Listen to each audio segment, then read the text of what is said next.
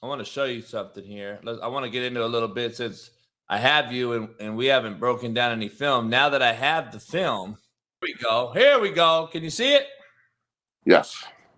All right, dog. I just got 6 more games yesterday, by the way, that will be uploaded today. We're going to have every fucking NFL game shortly here. And we don't get fucking hit. We can actually show it, Matt.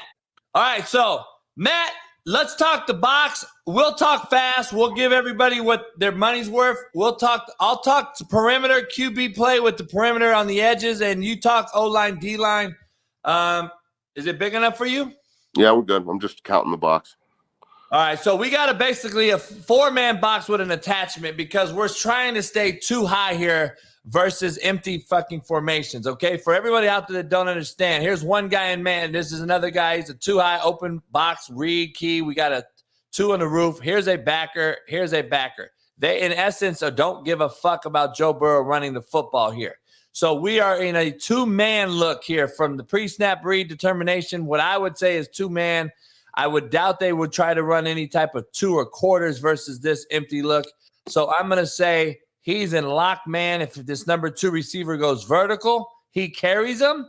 He'll be a zone player underneath. I say this guy does the same for this 3rd receiver. I say he's a rerouter or a run checker. And then we're locked up here. We obviously see his eyes are cocked at the Q. We know he's in man. So that is what we see coverage-wise, Matt. It's a 4-man go, obviously. I don't see any type of pressure here. And we don't see any pressure. And we're going to get the ball out quick. I like how Joe Burrow just gets rid of the football without any hesitation. I would actually teach him not even to take any rocker at all with his feet. We're catching and throwing this. I don't even want to see our feet move. And that is what I would teach. I would just point nice alley flip screen. All right, so right now we walk out. All right, they are in they're in, it looks like 10 personnel, all right, empty, 10 personnel empty, so no true tight end on the field, 3 by 2, or is that a tight end? No, or is that a back? All right, cool. So, yeah, 10 personnel. So 10, 3 by 2, all right. Baltimore comes out and counters this with it looks like an even front, so double A gaps exposed, open. All right, they're 3 for 2 at the top of the screen, so if I'm talking pack protection, the nickel at the top of the screen on the 2 receiver side is probably where I'm going to go from a pass protection standpoint. But right now, Cincinnati's running something called alley screen, which is the slip screen to the left on the 3 by side, where you've got the 2 blockers out in front. They set the edge. The left tackle, left guard, they're out. Left tackle's got kick. Left guard has alley. The trash man is the center. He's going to pick up anything lingering in the back. And then you break this off to your elite receiver, Jamar Chase. He does a good job of catching it, not stopping his feet and getting up the field. And they block it up pretty well, and he gets vertical. It's a nice 9-yard gain here right off the bat. The shell coverage right here by Baltimore, I'm sure that Burrow, if one of these safeties walks down and makes it a true cover 1, cover 3 fence look, a fence is everybody at the second level within 5 yards of each other. I'm sure he can audible this to a more vertical route, something like that, move the back into the backfield to protect. But right now, I really like the putting the back all the way to the field. And then, in man coverage, they've either got to – right now they bump out to this with a corner, so it's zone. If the linebacker would have walked out with them, no, that is Coach. That's the linebacker. That's 40. Yeah, see, I can't see their numbers as far. Yeah, so that is the linebacker. So that tells you immediately they're in man coverage. So it puts the other linebacker in the box here because they're in nickel. Right, 2 linebackers on the field. He's spying Joe Burrow essentially with your 4-man even front. So remember in evens, when you have there's 5 fronts: over, under, even, on, bear. Odd and bear are enigma fronts. We will talk about those when we get those looks. When you're talking about an even front here, okay, one of those 2-3 techniques has to become a 1 technique. You can't just run B gaps all day. Games are huge. All right, they absolutely run a ton of games, TT, ETs, Tango games, Rico games, shit like that. And they also run what's called NASCAR. So when you get a NASCAR look, that is 4 of the best pass rushers Baltimore has on the field right here. Now, they could call this over G, or they could call it even, because that backside 3 technique is also he's a head-up player. So you can call it however you want. But right now, they do a really good job. This alley screen's set up for success if the lineman will get out of the damn way. Go back real quick. to that back view. If the linemen just keep running, this play really has a chance. All three of the linemen right here, you see, like first of all, the trash man, the third guy, the center right there should be peeling back and picking up this defensive lineman that's chasing right here. The trash man is the other one, the one that makes the tackle. The center has to peel back and pick up the trash man. We've already got 4 guys in front, because if he picks up the trash man, this play is out the gate, because not only does he allow Chase to have the cutback lane more to the seam or to the hash, but also he gets the guy who makes the tackle out of the play. So right now you've got 73 as your kick. The left guard is Alley. So 73's got the first thing outside with the receivers. The left guard has the linebacker right there that we said was spying Burrow. And then the center has got to peel back here on the defensive end and pick that up. And if he peels back and picks up the garbage, this plays a touchdown. So look, let me show you how I run screens, just so everything you're just saying right here is why I run it the way I run it. So I run a guard center guard screen. I don't ever fuck with the tackle. First of all, I like to kick the tackle and influence the DN up the field so we can throw the football, and he doesn't retrace as fast. But when he sees even on Alley, even on Alley. So this is why my tackle. You want the backside guard running on Alley? Yeah, because the backside guard is going to go here. Let me get up. Because this is my thing, Matt. Let me show you right here. On wide receiver slip screen, you don't want your tackle out? Nah, because why? I got a hat already when in empty form. I got a hat right there, and I got a hat right here. I don't need my tackle. You know what my tackle needs to do? Kick step and get the spy, which you're calling the trash player. I call the spy. Well, the trash player isn't the spy, though. The trash player is the defensive end. Yeah, exactly. So the spy, so that's what I'm saying. The defensive end is retracing. If he were to kick step and kick and get vertical, we're inviting this guy up because I'm taking a drop on my drop for my receiver. This is a little different than what I do because this is just a get it out right now slam screen. And if we're going to run this particular screen, I would do what they're doing and what you're talking. If we were running tailback screen out of this and there was a back in the backfield, I would vertical set with the left tackle like you're talking about and run the interior 3. But when we're running flip screen to a 3-by side, the tackle has to leave. He's got to go. No, yeah, this is a now screen. I get it. I would do the same thing they're doing and what you're saying. But in a slip screen to the outside receiver, I'm inviting the DN up the field so I can throw that ball over the top and make it easy. But my point is, we've broken down one play. Here's number 2. We're getting the ball to Chase right now, and this is what the NFL is becoming, Matt. I don't care what quarterback's throwing it. Besides Tom Brady and Aaron Rodgers, where they're throwing the ball more vertical, which I have Tom Brady filmed now. We'll be able to break this down as the weeks go along. Burrow, Kyler Murray, Jalen Hurts, Josh Allen, we're getting the ball out of our hand now, fast, quick. And it's just, I don't see the standard drop back, read progression that we used to see. We talked about it yesterday.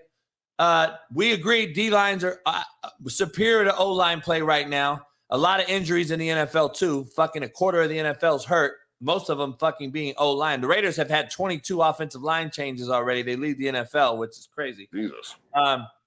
I'm just curious on what is your take on the quick throws, get it out. We're not dropping no more. We got a 4-man rush here. We know by formation and by coverage, Matt, we're only getting 4 here. Why not? He's in the gun. I don't need him to drop 5 more steps in the gun. He's already there. So I personally love the short passing game as long as it's done correctly. It's an art form if it's done right. The spacing, the ability to pick players just with your route combinations and get one-on-one looks, the ability to set up screens and intricate screens off of the protections and all that stuff based on your quick passing game. The way that you can make your offensive line look similar to the run game when you're running your pass protection. So I love the fucking quick passing game as long as it's done correctly. Man, I hate Burrow's feet right here. I hate his feet. I think we're asking for a disaster with inaccuracies once we get later on in the game. But we're so quick to get it out, and we're not. There's an old adage in quarterback play: be quick, don't hurry. It's a John Wooden term. I used to drill it in my quarterbacks. I want to see his hips get around. I want to see his foot get pointed at this guy. This is just a bad mechanically thrown football, but he's a gifted guy to get it out there. But at the same time, it's not going to last very long. What were his numbers the other day? You don't think Burrow is going to last in the NFL? Yeah, I think he'll last. Oh, yeah. Okay, cool. That's what I thought you said. He's a prototypical guy that's going to get it done. He already went to a Super Bowl once. He's the guy that I think is sustainable, of course. He's the sustainable guys. His numbers on Sunday were nice. They play. He loves playing Baltimore. He's only one of the only guys that threw for under 300 yards. I mean, fuck. He fucking loves playing Baltimore. He chops them up every time he gets a chance. Yeah. Are they playing this week? I thought he just played Baltimore. He just chopped up Baltimore. Didn't they? No, Cincinnati beat Atlanta. They just played Cleveland. Cincinnati just beat the shit out of Atlanta. I think they play either this week or next week, one of the two.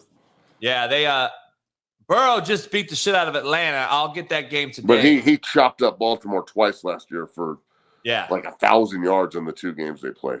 Yeah, definitely. So this is last year's tape. I thought this was this year. No, this is this year. This is this year. This is the first game that Baltimore won, right? Yeah. Yeah, okay.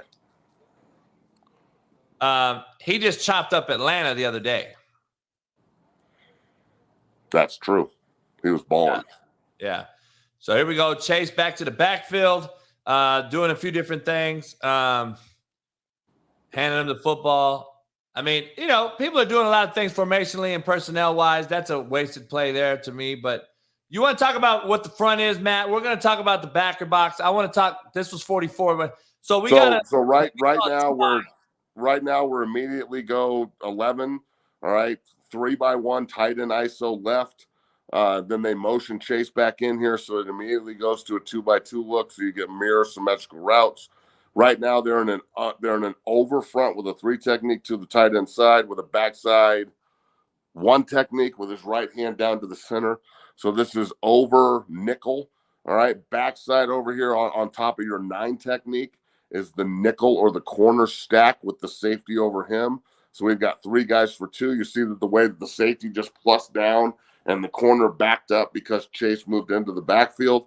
So they just essentially exchange responsibilities. Somebody's on the tight end, somebody's on the back.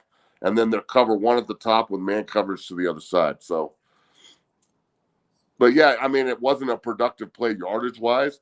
But again, it forces communication by Baltimore. It shows us offensively if they're in man or zone coverage. We get to see the way they switch things off, which later in the game we could take advantage of when the time is right. They're doing a lot of fucking things in the back row here on this play. A lot of people don't realize what's happening here. So pre-snap read, we're in a little bit of man-free look. We're probably locked man. We're man here. This is a linebacker, by the way, because this is a tight end running back. This is man. And watch at the snap. We used to call this disco and dice at the snap. They're going to rotate. They're going to run a bunch of different shit back here to confuse Burrow. So now they quarter drop the mic. They get him out under the ball. They're whole dropping the fucking nickel. And throw the ball. Fuck. Why I don't understand, Matt, why quarterbacks in today's league can't find the read key and go where he's not. Like, I have never seen it this bad. Like, Matt, pre-snap read, Matt, I'm throwing this unless what? Unless he comes up and butts, unless he runs out, unless. Why are we throwing it now? Throw it. Yeah, it's a teachable moment, definitely in the meeting. I mean, when you go back real quick.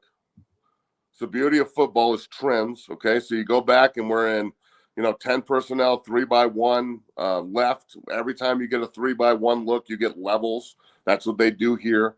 The quick throw is your flat throw, is your underneath throw. They've got a middle throw on the levels concept of the sticks, and they have the deep route to the 3-by-1 side, and then they're isolating the guy at the top, running the safety over the top at the top and pressing him at the last second. A lot of movement by the defense. And then the defense also in this nickel look with the 2 linebackers, one of them's running Tampa 2 right down the middle of the field to control this deep player and this deep receiver, knowing that they're going to go levels. And then the other linebacker is running somewhere to the flat, trying to intersect 2 or 1 and 2 there. And he does a pretty good job.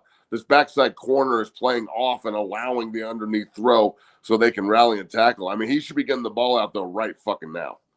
But here's my thing. Let me get to a little bit quarterback 101 for everybody out there that knows quarterbacks better than me. All right. Number one, 44 is a linebacker. Okay. He is a guy by personnel that we know is a linebacker. He's number 44. So in theory, 44 for Baltimore, right here. That's Humphrey. That's like one of the best corners in football. Oh, that's their corner? Yeah, that's Humphrey. He's 44? Yeah, man. You can wear whatever number you want in the NFL now. Hey, so why was he just in the box? Because he plays all over the place. He's a huge corner. It's Bobby Humphrey's kid. He went to Alabama. All right, so here we go. He's a fucking animal. He can play anywhere. So I'm mistaken. This is a corner wearing 44. Fuck, old school. Why are we reading him, though, with this formation? If he bails, we throw the hits. If he squats, we look to number 2.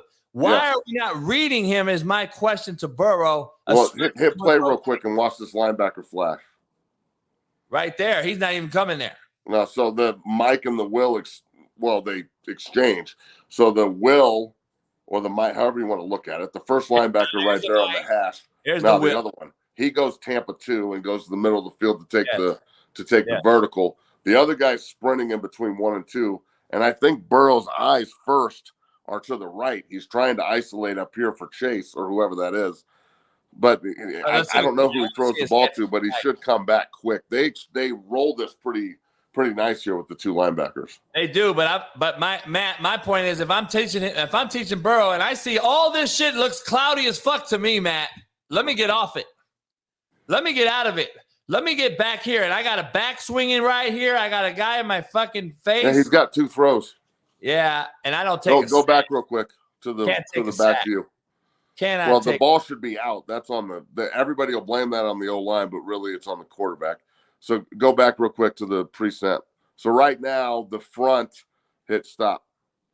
It's all this is an expanded over with a 0 technique instead of a 1 technique.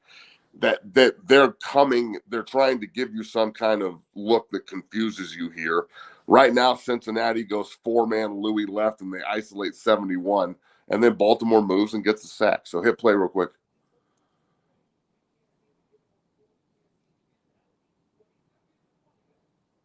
Yep, right there. And then the right tackle totally oversets, not understanding that he's rock 1-on-1. And that, that is what it is. The ball needs to be out, number 1. He had a clean 9-yard completion on the backside on number 1 than the flat concept. And then number 2, the offensive line isn't to blame right there. The ball's being held for a really long time. The right tackle is really bad. I mean, he's oversetting like a son of a bitch. You're getting beat inside. So you got to, good defensive linemen and pass rushers are only as good as them realizing when they are rock 1-on-1. If you know you're 1-on-1 in the NFL, you should fucking win every time as a defensive lineman.